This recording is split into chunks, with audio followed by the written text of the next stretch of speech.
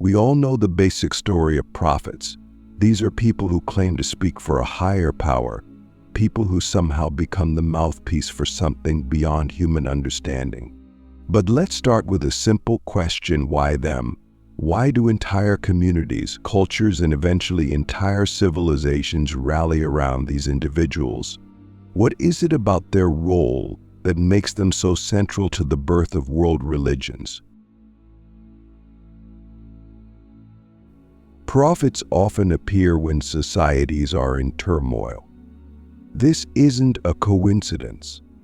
They arise in moments of crisis, moments when people are looking for direction, when the world feels uncertain or unjust. And that's precisely why they get noticed. They don't just show up at random, they emerge at pivotal moments when their messages have the most impact. But what makes their voice stand out when there are likely many others trying to offer solutions or hope? One key thing to understand about prophets is that they don't just speak, they see. They see things in a way that others do not. It's not just about having a revelation or message to deliver. It's about interpreting the world in a way that makes sense to people who are lost or confused. So when a prophet stands up and says, "Here's what's wrong, and here's what we need to do," people listen because suddenly things start to click. Problems that seemed impossible to solve now have a direction, a path forward. Click subscribe to this channel to get more profound spiritual lesson. Let's take a look at the bigger picture. Prophets aren't just spiritual guides, they often become in the center of social change. Think about Moses. He didn't just bring down the 10 Commandments from Mount Sinai. He led his people out of slavery, an act that was as political as it was spiritual. Or consider Muhammad, who didn't just preach about submission to Allah, he established a new social and political order in the Arabian Peninsula. Prophets often have to operate on multiple levels. They offer spiritual insight, but they also tackle the real world issues of their time. They become leaders in every sense of the word, even if they didn't start out wanting that role. But what makes people follow them? That's the real question. Is it the message itself, or is it the way the message is delivered? Prophets often come from humble beginnings. They don't emerge from royal families or political elites. Moses was hidden as a child. Jesus was born in a manger, and Muhammad was an orphan. They start out as outsiders, and that's crucial. Their authority doesn't come from wealth or power. It comes from something else entirely. It comes from their ability to connect with people on a deeply human level. And yet, despite their humble beginnings, they challenge authority in ways that most people wouldn't dare. Think about it. Jesus stood up to the religious leaders of his time, and Muhammad confronted the tribal norms of Mecca. These weren't small, insignificant acts. These were bold moves that put their lives at risk. And here's the thing, when someone is willing to risk everything for what they believe in, that's compelling. People can sense when someone is speaking from a place of genuine conviction, and that's what makes prophets so powerful. They aren't just delivering messages, they're living them fully and completely. But let's not romanticize this too much. Being a prophet isn't easy. In fact, it's often a life filled with hardship, rejection, and danger. Too many prophets are persecuted, exiled, or even killed for their beliefs. So why do they keep going? So why not just give up and live a quiet life? It's because for them, there's no other choice. Once they've had their revelation, their vision of the world, they can't unsee it. They feel compelled to share it no matter the cost. This brings us to an interesting point. What if these prophets had decided not to speak up? What if they had kept their visions to themselves?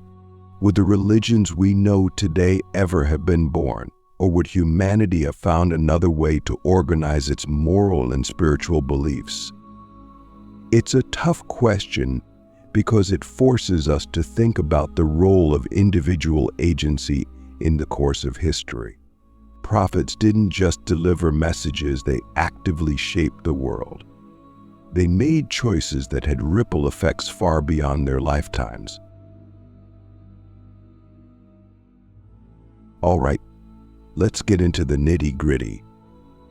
Prophets don't just deliver spiritual messages, they often introduce a whole new way of thinking. This is what makes their impact so lasting. They don't just tell people how to behave, they tell them why they should behave that way. They create a moral framework that goes beyond the here and now. They talk about justice, compassion, truth, and the nature of existence itself. And here's where it gets incredibly interesting. These moral frameworks often outlive the prophets themselves. In fact, they become the foundation for entire civilizations. Take Buddhism, for example. Siddhartha Gautama, the Buddha, didn't claim to be a god or a messenger of one. He was a man who found a way to end suffering and shared his insights with the world.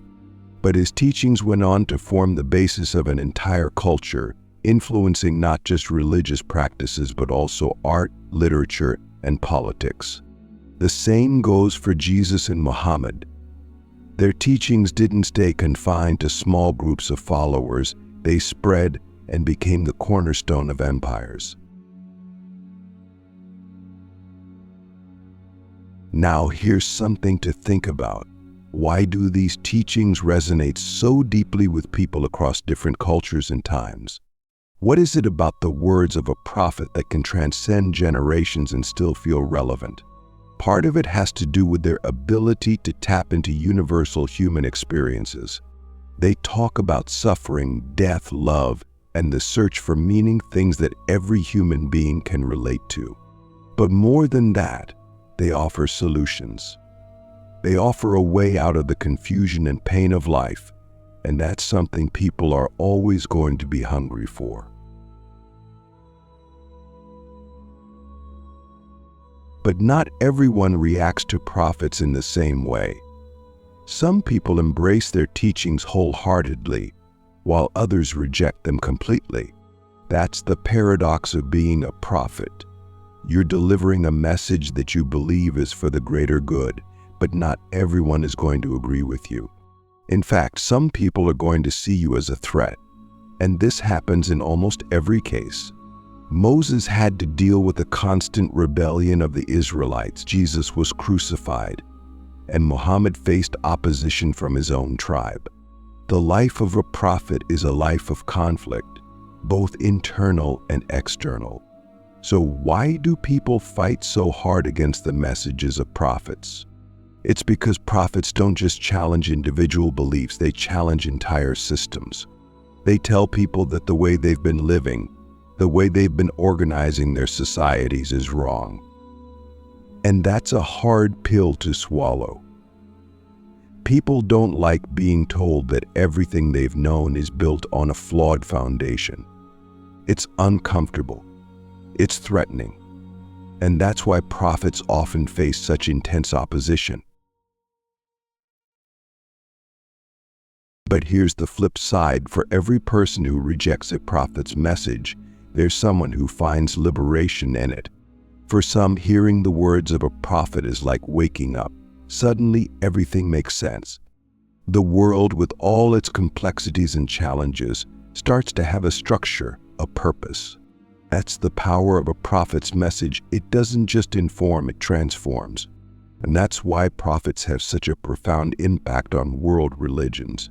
They don't just set the stage, they write the script. They lay the foundation for entire belief systems that will guide millions, even billions of people. Their words become sacred texts, their actions become rituals, and their lives become legends. But it's not just about the religions themselves. Prophets shape how we understand morality, justice, and the human experience. They give us a framework for answering the big questions in life, questions about why we're here, what our purpose is, and how we should live.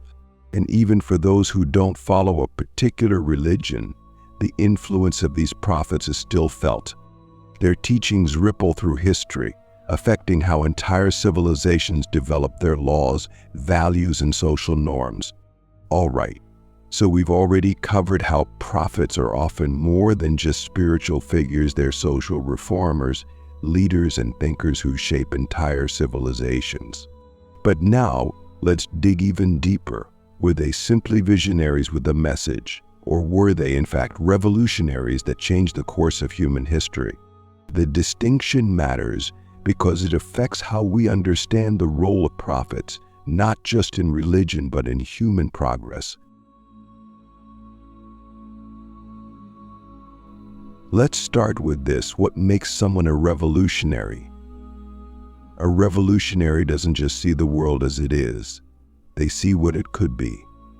They don't accept the status quo. They push against it, often at great personal risk.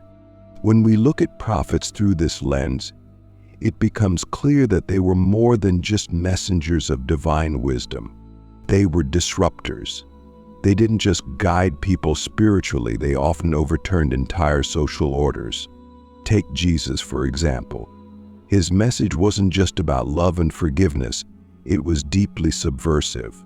He preached against the entrenched religious authorities of his time, and he questioned the rigid social hierarchies that divided people. He spent time with the poor, the sick, and the marginalized, people who were often ignored or looked down upon by society. In doing so, he challenged the very structure of the world he lived in. It's no wonder that he was seen as such a threat to the authorities of his time. His message wasn't just spiritual, it was revolutionary. The same can be said of Muhammad. Before Islam, the Arabian Peninsula was a place of tribal divisions, where loyalty to one's tribe often outweighed any broader sense of justice or morality.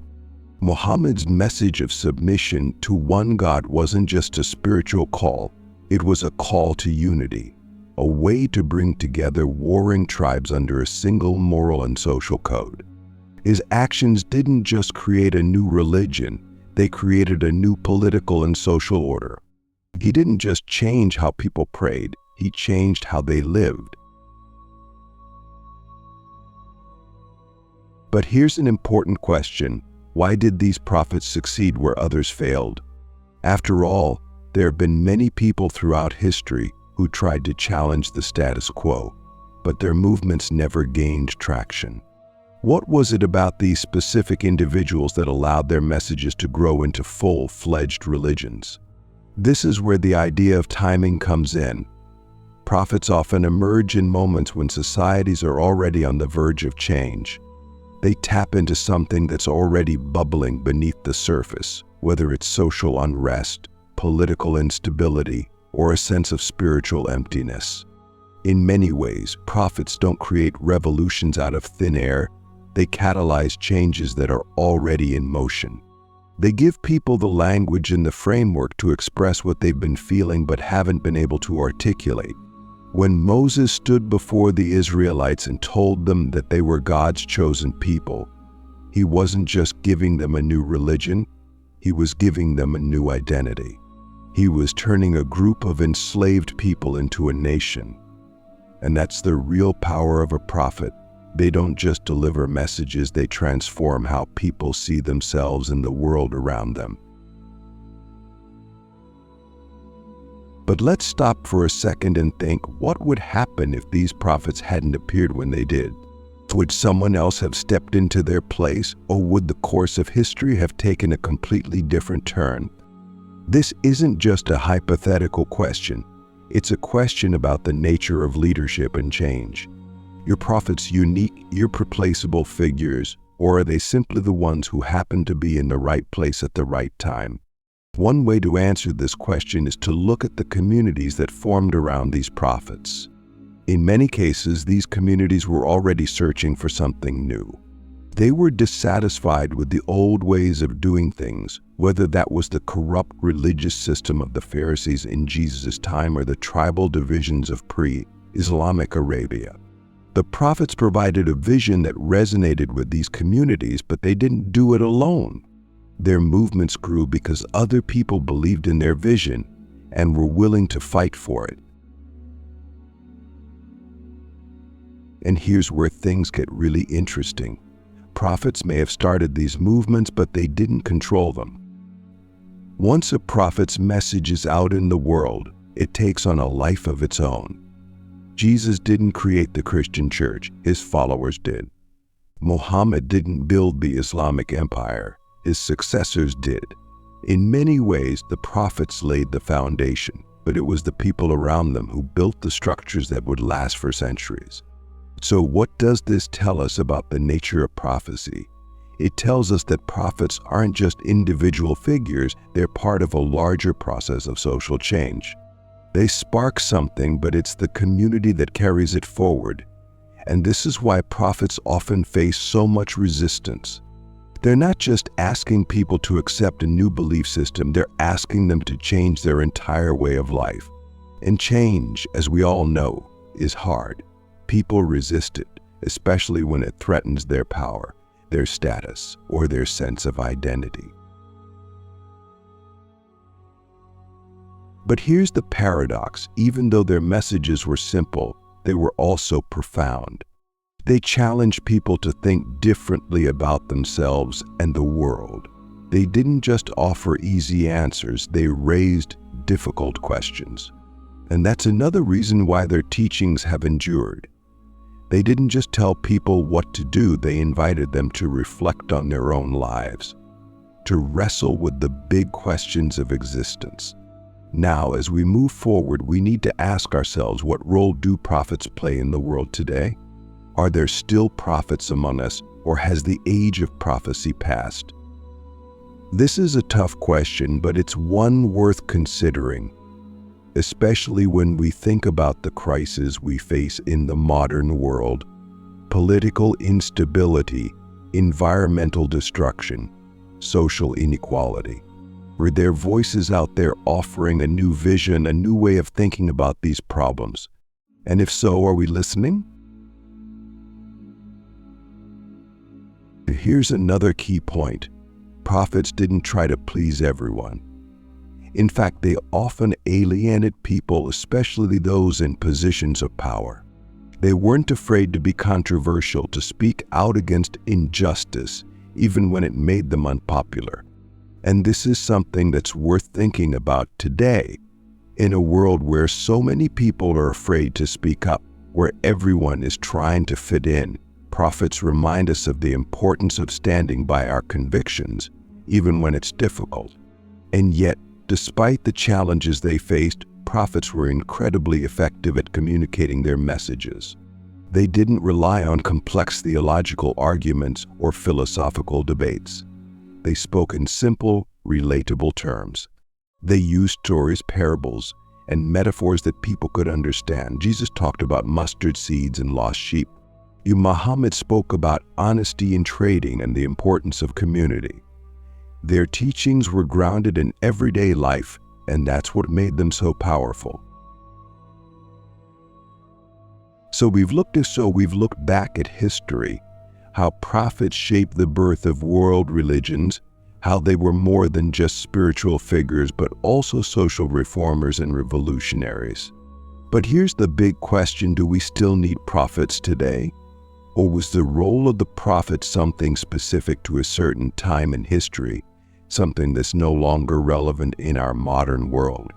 First, let's recognize this: the world today is vastly different from the world of Moses, Jesus, Muhammad, or the Buddha.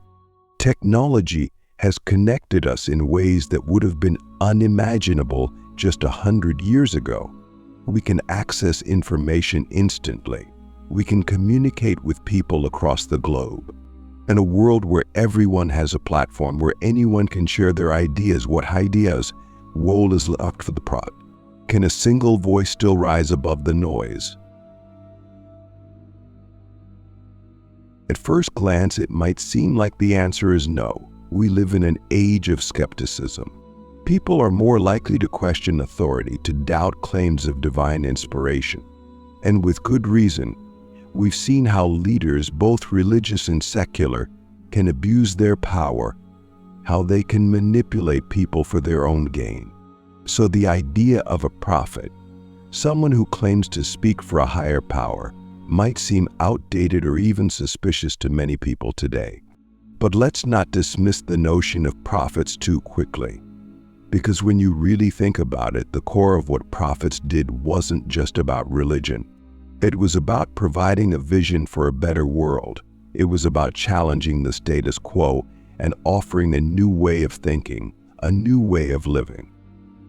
And if there's one thing that's clear, it's that the world still desperately needs visionaries like this. Today we need that kind of courage more than ever.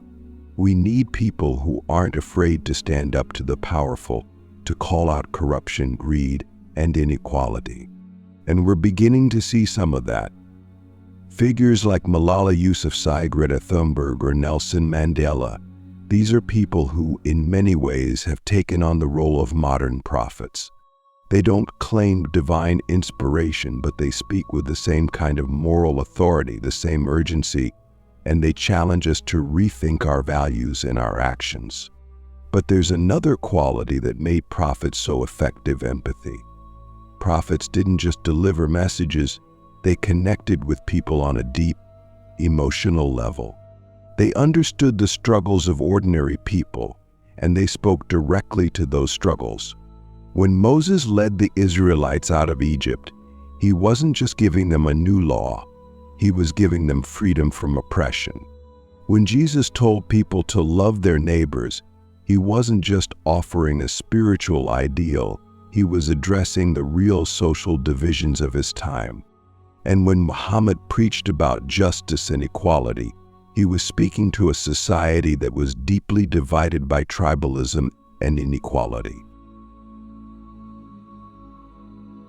Today's world, where so many people feel disconnected, disillusioned, and marginalized, that kind of empathy is more important than ever. We need leaders who can not only offer solutions to our biggest problems, but who can also connect with people on a personal level, who can inspire a sense of shared humanity. That's what made prophets so compelling in the past, and it's what could make modern prophets or more modern leaders so effective today. But let's not forget one of the most important things about prophets: they didn't just offer comfort. They also demanded change. And that's where things get tricky, because change is hard. It's uncomfortable. People resist it, especially when it threatens the way things have always been done. So while many prophets were persecuted or rejected in their own time, their messages were radical and that all for a complete overhaul of the existing social, political, or religious order. In today's world, where so many people feel disconnected, disillusioned, and marginalized, that kind of empathy is more important than ever. We need leaders who can not only offer solutions to our biggest problems, but who can also connect with people on a personal level, who can inspire a sense of shared humanity. That's what made prophets so compelling in the past, and it's what could make modern prophets or modern leaders so effective today. But let's not forget one of the most important things about prophets: they didn't just offer comfort. They also demanded change. And that's where things get tricky, because change is hard. It's uncomfortable. People resist it, especially when it threatens the way things have always been done. That's why many prophets were persecuted or rejected in their own time. Their messages were radical, and they often called for a complete overhaul of the existing social, political, or religious order. But here's the thing: prophets don't necessarily come from where we expect. They're often outsiders, people who don't fit neatly into the existing power structures. Moses was a fugitive. Jesus was a carpenter. Muhammad was a merchant. These weren't people born into wealth or power. They were ordinary people who, through extraordinary experiences, became the voices of something much larger. This raises an interesting point. Could there be modern prophets among us right now, but we're just not paying attention? Could the voices that will shape the future of our world be coming from unexpected places? Young people, marginalized communities, or even regions of the world that are often overlooked? And if that's the case, are we willing to listen? Because here's the thing about prophets: they're often ignored or rejected in their own time. It's only later, sometimes much later, that people recognize the truth of their message. So it's worth asking, who are we not listening to today? What voices are we dismissing because they don't fit our idea of what a leader or a visionary should look like? And what might we be missing as a result? In many ways, the challenges we face today are just as complex, if not more so, than the challenges faced by the societies that gave rise to prophets in the past. And while our solutions may not come from a burning bush or a divine revelation, we still need people who can see beyond the present, who can offer a vision for a better future. We need people who can challenge the status quo, who can speak to the hearts and minds of ordinary people, and who can inspire real, meaningful change.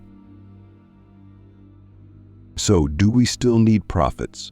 Maybe not in the traditional sense, but we absolutely need people who can fulfill the same role, people who can offer a vision, who can challenge us to be better, who can lead us through the crises we face with courage, empathy, and wisdom. And maybe, just maybe, those people are already here. We just need to start paying attention. So here's the question to end on. If a modern prophet were to stand up today, would we recognize them? Would we be willing to follow their vision? Or would we, like so many before us, resist the change they call for until it's too late?